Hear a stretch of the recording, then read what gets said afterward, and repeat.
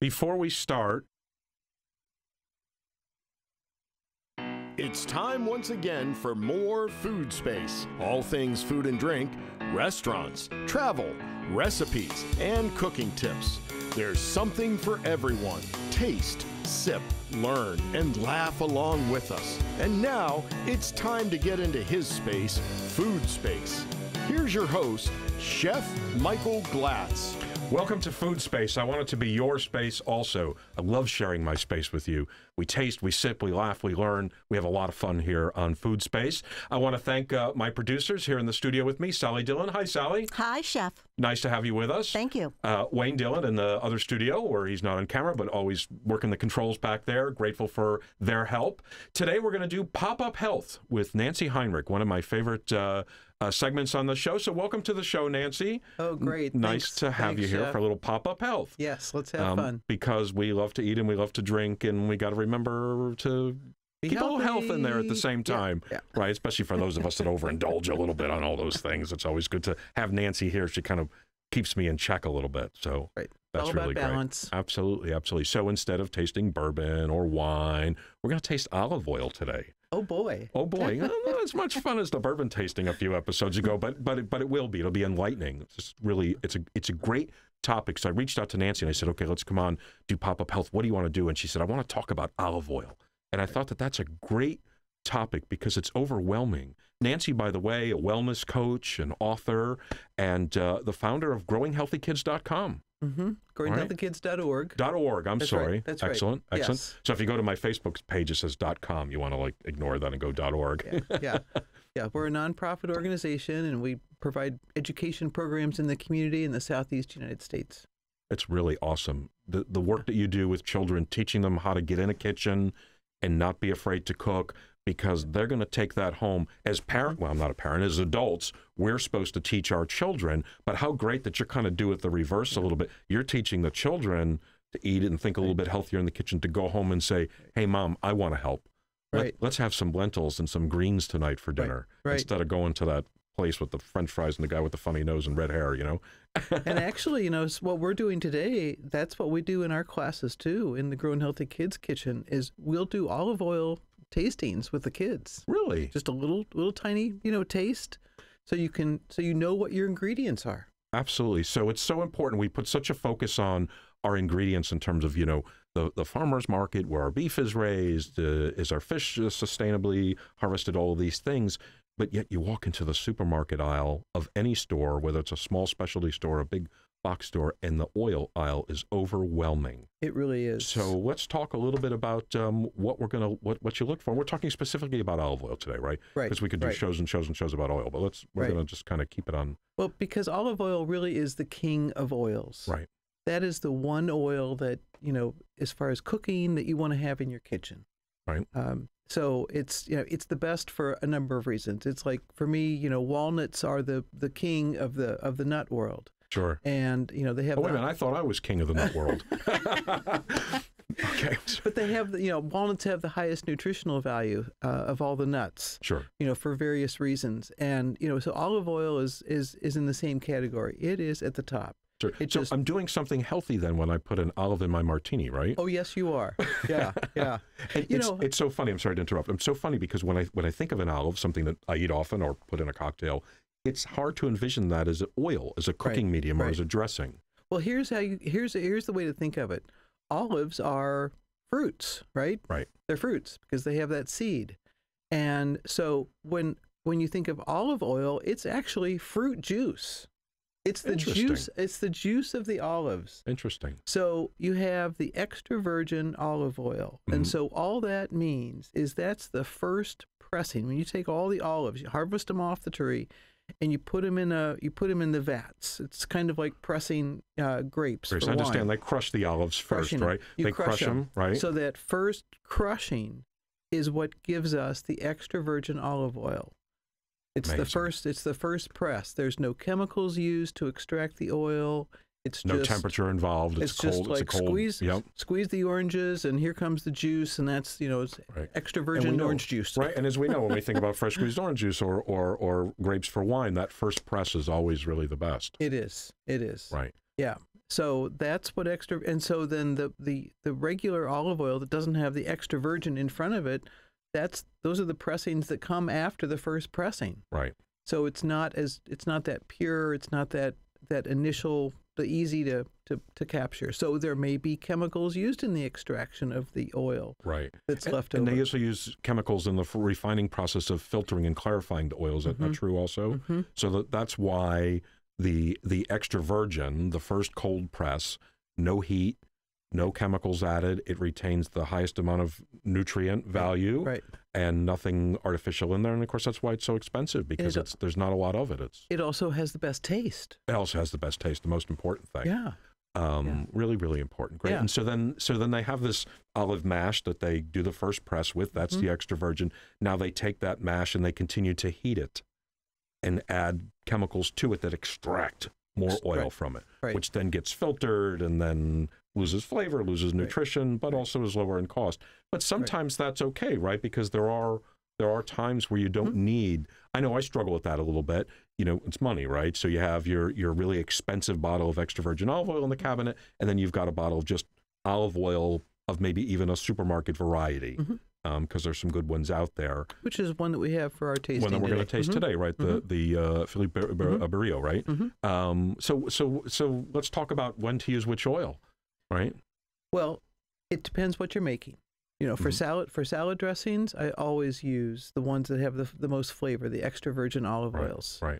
You know, I always want something that's very, very fruity, that's going to really just make my salads pop. Sure. And so if I'm finishing off some roasted vegetables, or if I'm roasting vegetables, which I do on a almost daily basis in the test kitchen, then sometimes I'll use an olive oil, and then I'll finish it. Just put a little bit of extra virgin olive oil at the end, like this one over here. We have one with the rosemary fused. Right. That's an excellent one to add to roasted vegetables. So I love the word that you're using, finishing, and that's when I think of oil. Which oil am I going to use? That's kind of the way I think. I think the lesser grade, the more simple olive oil for cooking. Right. Where the flavor kind of gets a little lost and blended in. You need that lubrication when you're sauteing something. Right. And then I think finishing oil, that's when I think of my higher quality or flavored oils. When you're adding that little bit at the end, it's almost like adding salt and pepper. It brings out the flavors. Exactly. It kind of enhances what you're eating. Yeah, that's a great way to think of it. So finishing oil versus cooking oil, right? But if I have a really nice sourdough bread, if I've gone to a really nice bread store, which... It's hard to find these days, isn't it? Where are they now? But when if I travel, if I travel, I'm always like, okay, where's your sourdough? Right. And I'll bring that back. And then, so if I'm going to do, dipping, I love to dip some really nice, bruschetta or Italian bread or sourdough bread in a really nice extra virgin olive oil, throw some crushed red pepper on there, a little black pepper. Yeah, pinch of a good sea salt or something if you want. Let's give these three a little taste, just so we see the differences here for the folks at home. We're going to do olive oil shots. It's kind of fun, right? Okay. So the first one is just the plain cooking oil. Okay. And I don't really smell it much of anything, right? It's the lightest in color. It's the lightest, right. It's the lightest in color and usually has the least flavor. Right. When I get it right up to my nose, I did get a little bit of aroma. And I get a little bit of that very light, nutty olive oil flavor, but it's not very intense. There's not much there. So this is what I would think of as if I'm going to saute something, or I need to put a little lubrication on a piece of meat or fish or vegetable. I always forget Nancy's a vegetarian, Michael. It's not always about meat and fish, right? Sorry, Nancy. Well, for the tofu and tempeh, that's what we'd use. Absolutely, right? And so the next two are both extra virgin olive oils, just two different brands, both from Italy, and of course, Italy, Spain, Greece, California, some of the greatest olive oils in the world. And already I can smell, boy, I don't even have to get my nose too much into this. And I smell it. And it's very fruity. Yep. Almost a little floral, very vegetal. Really, really nice. What do you think, Sally? I really like that a lot. Yes, and it has a wonderful fragrance that the first one did not have. Right, and it's very nutty, almost walnutty in its flavor. And then, I like this because it's growing in my mouth now.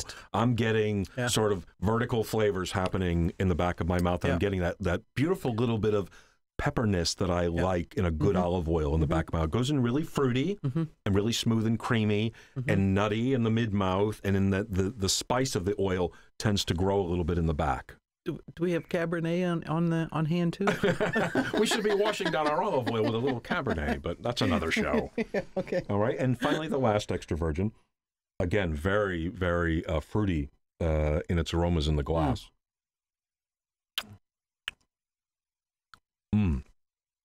Wow. And even just of a smooth, very smooth, and probably of a better quality than the second oil because the flavors are more pronounced. I'm getting a real I feel I really taste I taste the punch with some peppers. And I also get some other warm spices. When I think warm spices, I think of things like cumin and coriander and crushed pepper and stuff. I'm getting those warm, very Mediterranean kind of flavors in the back mouth now. So it's really interesting, and I can see why you want to just dip some bread in this, and how wonderful, right? I can make a whole dinner of that. Absolutely, absolutely. So if we're cooking, we're going to go with just a simple olive oil. You don't have to spend a lot of money, right? Buy good olive oil. Stay away from the blends and all those stuff that line the aisles and the big gallon jugs and all that. Look for olive oil. And I always say you should have at least 2 varieties in your pantry. One, just a basic, just olive oil, right? Forget about light olive oil. Don't buy light olive oil because you're thinking you're saving calories or anything like that. It's just stripped of even more stuff. Still has the same caloric content, no nutrition, right? So just buy a regular olive oil to use for your cooking and lubricating food if you're going to grill, things like that. And then go for your extra virgin as a finishing oil. That's right. As a seasoning. When you go to put a little spice and some herbs on your veggies before you throw them on the grill, you want to lubricate them with a little bit of regular olive oil, just enough so they don't stick to the grill. When they come off the grill, take your really good olive oil, just give a little drizzle, right? And when you're shopping for olive oil, you always want to buy the freshest. Yes. If it's got a date that it was produced. And I always look for things that come from just one country. I don't want olive oil that to blend from 4 different countries. Right. I want one country. I want Italian oil. I want Greek oil. I want California. There's some great oils coming out of California. There really because are. Because it's dry and it's hot. It's the Mediterranean climate. Absolutely. And interesting, both in California as well as the Mediterranean, when I have visited vineyards there, oftentimes olive trees are in the vineyards as well. They're beautiful decorative trees. And when you see the olives growing on them, it's really fun in between all the grapevines. And there may be other reasons, both indigenous to the Mediterranean do well in California as well. And it's probably in the same type of soil and climate as grapes do, because you see them often at wineries or in the same area. So you want to buy fresh olive oil, and it's really, having a little bit of olive oil every day is so good. It's so good for our health, because olive oil is high in polyphenols, it's high in antioxidants.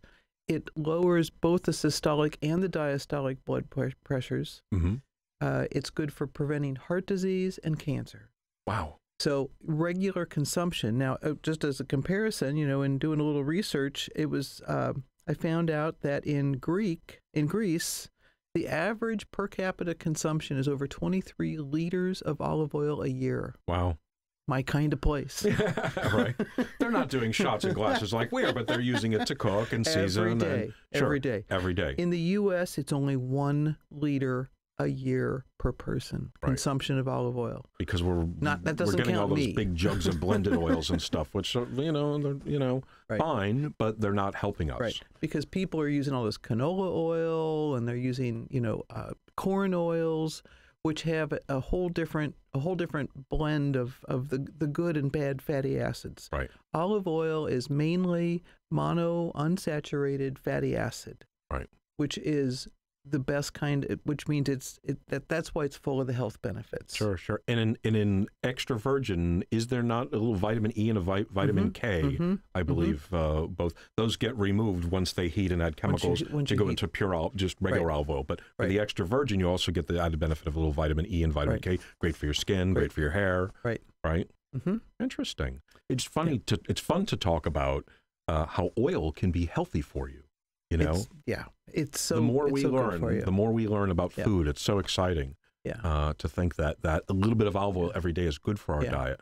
and people will, when they go grocery shopping, I'll stand sometimes and just watch what people are picking out. And people will go for the cheapest oil that's on the shelf as opposed to spending a little bit more sometimes. Because, you don't have to spend a lot to buy a good bottle of olive oil. Yep. You don't have to because, you're not going to, the thing is, it's still an oil. These are they're fats. All the calories in oils and olive oil comes from fat. Mm-hmm. And so even though it's the good kind of fat, you still don't want to overdo it. Right. It still has 9 calories per gram. Right. So versus, 4 calories per gram when you're talking for carbohydrates and proteins. Sure. So fat still, even though it's an oil, it's the best oil, but it still has all the calories come from fat. So you want to use the smallest amount that you need to prepare your dish. Right. So buy the smaller bottle or the smaller jar. Don't get that big gallon-sized thing. No. It's because it's not going to have its full flavor. Right. You would think of olive oil like you think of coffee, like you think of so many things. The fresher, the better. Right. Yes, it's shelf stable and will sit in your pantry for a while, but it does lose its flavor. Probably some nutritional content, I'm not sure, but certainly loses flavor as the longer it sits. Buy smaller, buy a little bit better, use a little less. All keywords, right? And store it in the pantry, away from sunlight. Away from sunlight, away from heat. And you really want it in a dark brown or green bottle. Okay, good to know. Because that's that protects the integrity of the oil. But you know, that little cabinet above your stove. Don't put your olive oil up there. Right, don't put your spices up there either. That's that's for pots and pans because it's too hot up there. Yep. Anyhow, Nancy, thanks for being on the show. Always a pleasure to have you with a little pop-up health. Really great. You can find Nancy growinghealthykids.org. Also on Facebook, as well as find our show on YouTube. Go to FoodSpace with Chef Michael. We look forward to seeing you again on another episode of FoodSpace.